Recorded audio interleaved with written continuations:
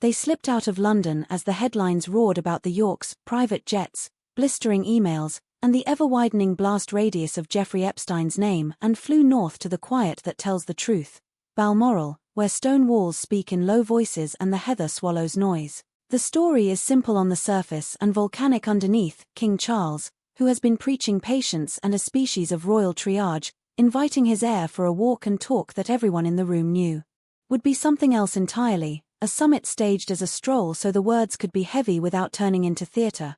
Sources close to the calendar call it their third annual retreat, father and son, king and heir, boots on the same wet ground, the same trails that once belonged to a grandmother whose absence is a presence, but this year the terrain underfoot was different. A palace week where the words damning and emails found each other again around Sarah Ferguson, where the York question refused to die, and where the Sussex problem kept tapping at the window even as everyone tried to ignore it. So the men who will write the next chapter of The Crown chose the one place where they could speak without microphones in the shrubs and without that particular London echo that turns disagreements into operas. And if you listen to the insider accounts, the point was not to bury a son under orders but to remind an heir of the gravity of governing a family while governing an institution. Charles has embraced a long game that looks like lenience to critics and like strategy to the people who have to pick up the pieces when a royal goes rogue, while William has leaned toward clean lines, hard boundaries, a no-more mess rulebook forged in a childhood that knows exactly what mess costs. In the Highlands, those two philosophies collided with the kind of controlled force that actually moves a house. The king, 76, and still setting the tempo despite treatment schedules and an inbox that never sleeps, telling his 43-year-old heir, in essence, to unclench, helpful when decisive, unhelpful when it curdles into fury, and to remember who holds the pen right now. That's the subtext of the harsh warning everyone keeps whispering about, not a public scold, but a father's line drawn in old stone: you are indispensable, but you are not the monarch yet. Push, yes. But stop trying to carry the building by yourself while kicking down doors I'm still choosing to keep ajar. It's easy to caricature the divide: Charles, the patient gardener of reputations, versus William, the spring cleaner with a skip bin in the driveway. The reality is heavier and more human. The king does not trust Andrew, and no sane person with a duty to the crown would, but he also understands the blast pattern of humiliation when it's applied for the cameras rather than for the ledger, and the nightmare scenario is not Andrew at church so much as Andrew untethered, angling for microphones and manuscripts. So Charles leans into management rather than melodrama. Keep the door on the chain, keep the man where the lawyers can find him, and keep the temperature just low enough that no one decides the only exit is a memoir. It's infuriating to people who want a sword flash, and no one is more allergic to half measures than the Prince of Wales, whose public calm hides a private red line about institutional integrity. He does not want the word Epstein within a mile of a royal diary. And he does not want the Yorks near the Christmas optics, full stop.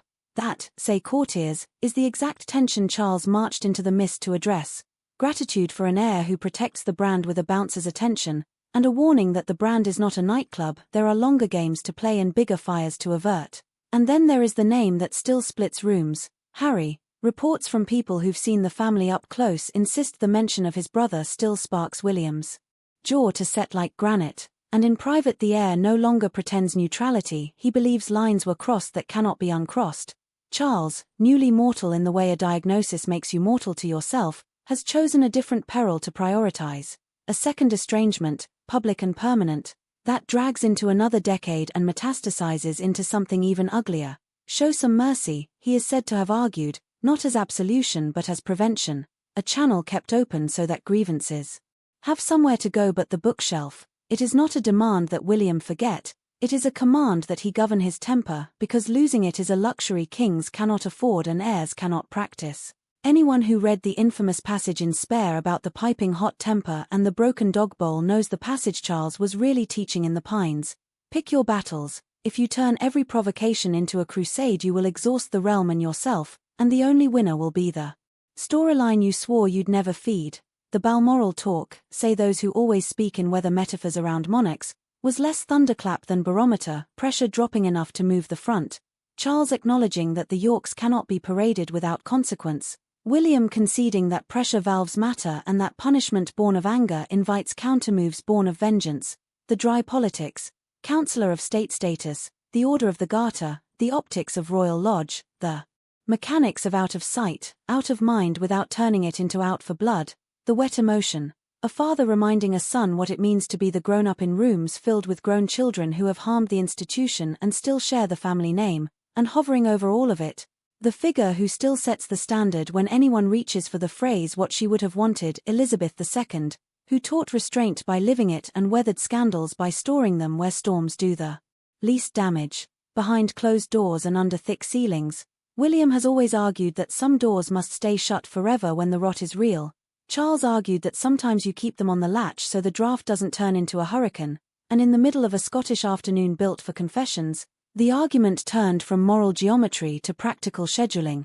Where do we place people at Christmas so that the church path does not become a referendum? How do we keep the cameras from manufacturing a reunion that does not exist, while preventing a split screen that looks like a civil war? How do you hold a line on standards without creating martyrs for the tabloids? It's not romance, it's traffic control. Insiders say the king also addressed the new Whisper campaign that his patience with his heir's lighter workload is thinning, the idea that Charles wants more diary and fewer school runs. If you believe those whispers, Balmoral gave him the chance to say it to the only audience that matters. He respects the boundary that one parent stays home, even gave it oxygen earlier this year when he spoke of family being protected, but he also expects the heir to remember the throne demands capacity, and that capacity cannot be a variable month to month. That is not a dig at Catherine's recovery or at the way 2024 rearranged priorities. It is a reminder that the crown absorbs shocks by design and still insists on outputs. William did not walk into the hills to be scolded about being a dad. He walked out of them with a sharper understanding of how the map gets drawn when you are the only person on earth whose job is to wait for your father to die while preparing to take his place. In that twilight job description, impatience often masquerades as efficiency, and Charles knows that disease sharpens a calendar even for kings, so he told his son the thing only a monarch can tell an heir without making it a press release: I am not done. You are not in charge. Help me by being less angry in public and more useful in private. It lands like a rebuke in print, in a father's voice, it lands like care, and there was a second subtext to the harsh warning label media oxygen. Charles has been around long enough to know that family conflict is the cruelest renewable energy in Fleet Street. Cut the feed, don't leak thunderclaps. Choose dullness over drama and starve the beast. If someone must be seen with someone, do it where the cameras can't triangulate angles into narratives. If someone must be kept away, don't turn the absence into theatre. It is not cowardice, it is tactics. William, whose instinct is to clean with bleach, has been learning the use of closed doors. Balmoral accelerated the lesson, and if you need proof that the talk bit the right nerve, watch the recalibration already visible in the way both men have played the last fortnight. A spate of earthshot messaging calibrated to mission not mystique, family diary kept aggressively normal, and York chatter met with a silence that feels less like stonewalling than like policy. No more free plot points. Staff who hate metaphors say it plainer. The king doesn't want another family member going on a rampage, and the best way to keep that risk at bay is to withdraw the adrenaline, not inject more. That is why Andrew remains where he is. Maddening to look at and strategically convenient to manage. If you want a clean eviction, try a thought experiment. What does he do on day 2? Now ask yourself if that day 2 helps or hurts the crown. That's the calculus Charles framed for his son on the hill. And then there is mercy, not the soft, public kind that looks like hugs on camera, but the cold, administrative kind that looks like leaving a door cracked so a phone call has a place to land. The king is not handing the keys back to anyone, least of all the Sussexes. He is trying to stop a feud from turning into a constitutional hobby. William hears that and thinks consequences. Charles says containment. Both words are adult. The task in Scotland was to make them rhyme. People who love the language of reprimand will call this a dressing down.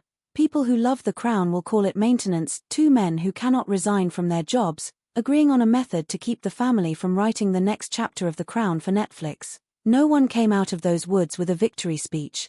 They came out with a to-do list. Keep Christmas clean, keep the Yorks off the path, keep the Sussex Channel open without reopening wounds.